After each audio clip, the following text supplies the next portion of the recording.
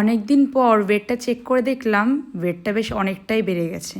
তো যাই হোক, এখন শেপে তো ফিরতেই হবে, তো তার জন্য যুদ্ধ চালু।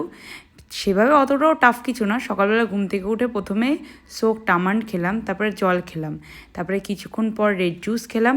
আর যেহেতু দেরি করে উঠেছি তাই ব্রেকফাস্টটা খাইনি, তার জন্য একটু পেয়ারা খেলাম। পেয়ারাটা অনেক বড় ছিল সাইজে, তাই হাফ খেয়েছিলাম।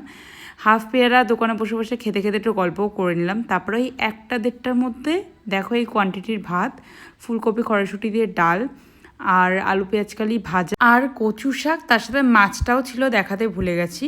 দেন 4-4:30টার দিকে আমি, মা আর ছোটো কাকি একটু স্যালুনে যাবো, তাই একটু অল্প কটা স্ট্রবেরি জারমুল নিয়ে নিয়েছিলাম, বিকজ এখন খিদে পাচ্ছে না, বাট পরে তো খিদে পাবেই। অ্যান্ড ফাইনাল উইদিন 8 আমি একটা রুটি, তার সাথে অনেক পনির আর অনেক ভেজিস, অল্প কটা চিজ দিয়ে বানিয়েছিলাম পিৎজা রুটি। অ্যাকচুয়ালি একটু পিৎজা খেতে ইচ্ছা করছিলো, তাই ভাবলাম একটা হেলদি ভার্সন অফ পিৎজাও খেয়ে নিই। তো যাই হোক, মিনি ব্লগটা এখানেই শেষ করলাম।